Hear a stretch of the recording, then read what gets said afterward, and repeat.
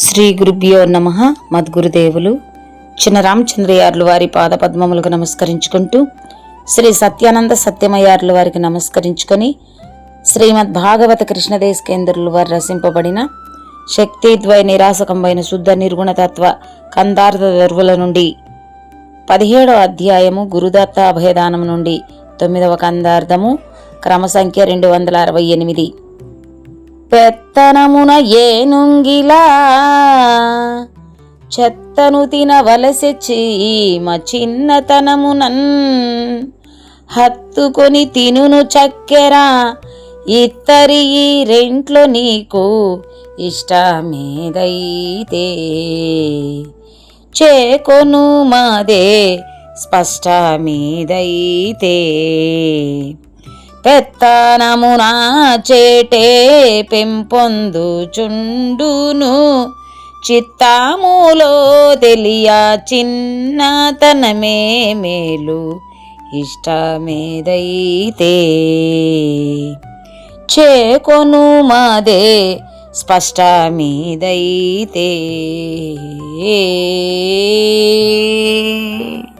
గురుభ్యో నమః. ఆత్మానాత్మరకితం అచల పూర్ణోపదేశికం శ్రీ నిశ్చలానంద నారాయణ గురోర్శిష్యం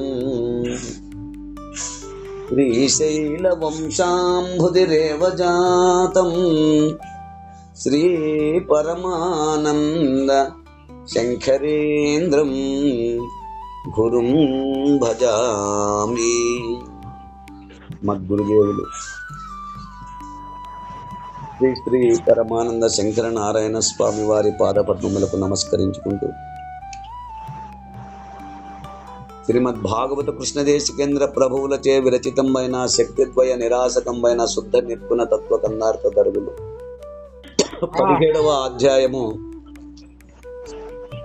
గురుదత్త అభయదానము నుండి ఈరోజు మనము 9వ కందార్థాన్ని విచారించుకుంటున్నాము. అంటే క్రమసంఖ్య 268. క్రిందటి కందార్థములో శ్రేష్ఠులైనటువంటి వారు అంటే పెద్దలను ఎన్నడూ నిందించకము, అటు వారిని సేవించుటకు వెనుకాడకుము, మరియు ఏ పెద్దలతోనూ వాదించకుము. అట్టి పెద్దలు చెప్పే మంచి మాటలను విపరీత బుద్ధితో వినకుము, పెద్దల యొక్క ప్రవర్తనను విమర్శించకుము. పెద్దల కన్నా నేనే పెద్దను అని ఎన్నడూ భావించకు. శ్రేష్ఠులు పండితులు గురువులను చూచిన వెంటనే నమస్కరించుము అంటూ మనము క్రిందటి కందార్థములో విచారించుకున్నాము. ఇక తదుపరి 17వ అధ్యాయము గురుదత్త అభయదానము నుండి ఈరోజు మనము 9వ కందార్థము క్రమసంఖ్య 268 కందార్థమును విచారించుకుంటున్నాము. ఈ కందార్థములో హితోపదేశమును తెలియచేస్తున్నట్లుగా మనకు తెలియబడుతుంది. ఏమని అంటే, పెత్తనమున ఏనుంగు ఇలా చెత్తను తినవలసే చీమ చిన్నతనముని హత్తుకొని తినును చక్కెర ఇత్తరి ఈ రెంట్లో నీకు ఇష్టమేదైతే చేకొను మాదే స్పష్టమేదైతే.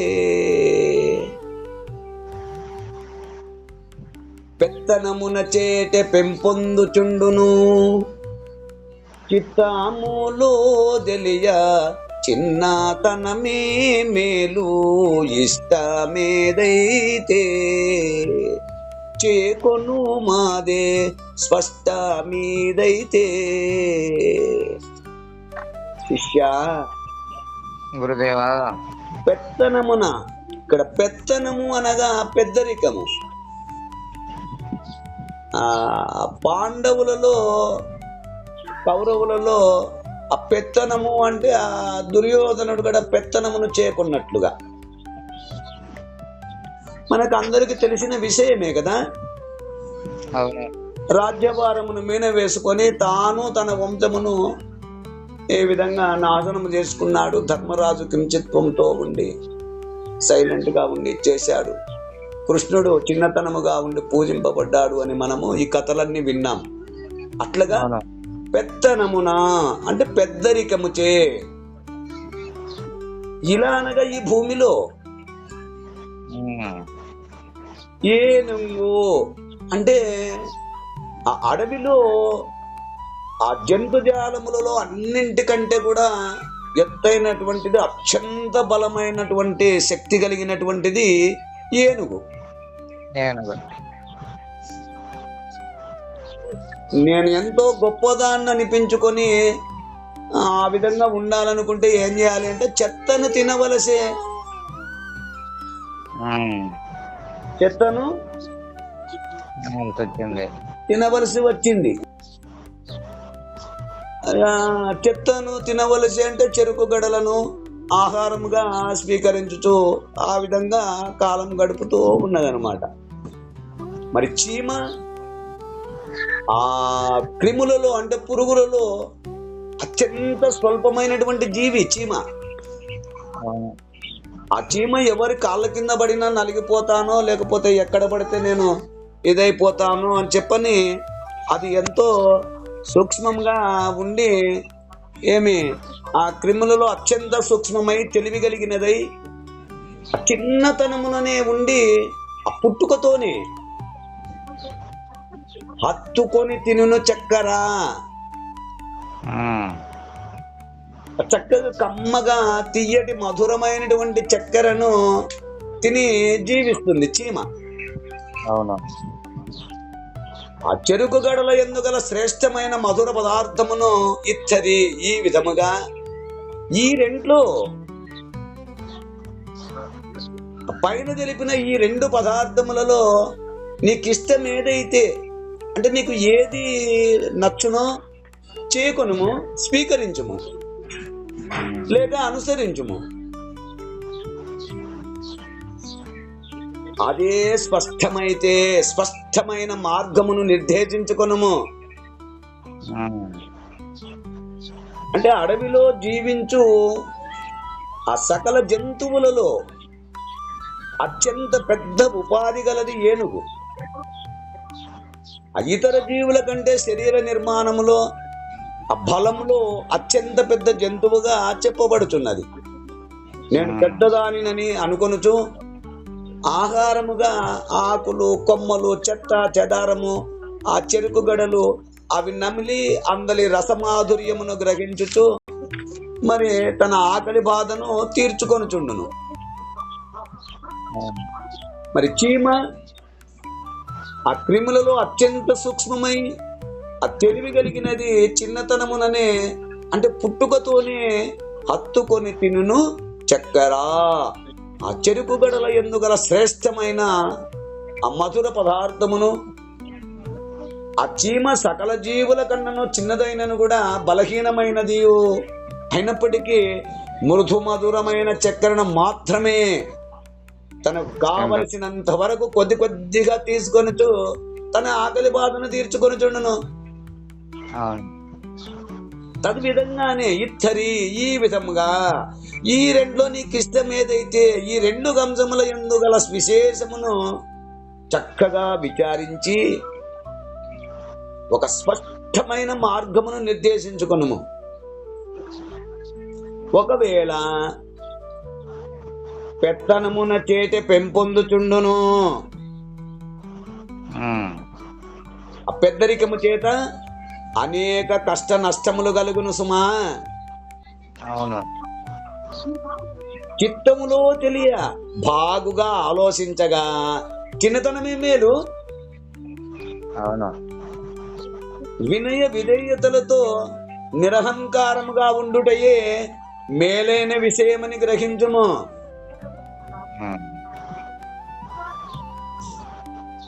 అంటే అహంకార అభిమానములతో కూడినది పెద్దరికము. నీవు కూడా 10 మందికి గురువుగా ఉండవలైననే కోరిక ఉండనేని రాత్రింబవళ్ళు కష్టపడి అనేక శాస్త్రములు చదివి వాటినంతా కంఠస్థము చేసుకొని అడిగేటి వారికెల్లా కూడా సమాధానము చెప్పుచూ అందులో కలిగడి నిందాస్తుతులను భరించుతూ వ్యాకుల చిత్తముతో ఉండడము మంచిదని అనుకుందువో, లేక వినే విధేయతలతో నిరహంకారమైనది చిన్నతనముగానే ఉండి ఇతర ఆలోచనలు గాని ఏ బాధలు బందీలు గాని లేకుండా స్థిమితముగా నీ వరకు నీవు ఉండాలనుకుని ఈ రెంటిలో ఏ పద్ధతి నీకు మంచిదిగా ఇష్టముగా ఉండునో ఆ పద్ధతినే నడుచుకొనుచుండుము.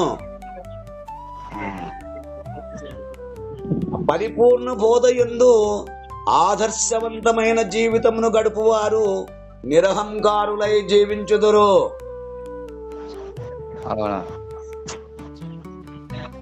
అంటే అధికారముచే అనగా ఆ గురు తత్వముచే ఇతరులకు బోధించుట కొరకై అనేక గ్రంథములు భాష్యములు చదివి తెలుసుకునవలసి ఉన్నది. కానీ శిష్యునికి గురువు బోధించిన సూక్తులు యుక్తులు మంత్ర భావములు ఆచరణ బుద్ధి ఎందుంచుకొని ప్రవర్తించుకొనినచో ఆ బుద్ధి స్థితి కుదరగలదు. అట్లు కాకుండా అనేక గ్రంథ విషయములు చెత్త అవసరం లేదు. గురువు అధికారముచే అనేక రకములైన శిష్యులకు అనేక యుక్తులతో వారి మనస్సుకు సరిపడేలా చెప్పుటకు అనేక గ్రంథస్థ విషయములు ఆ బోధ స్థితి కుదరగలదు.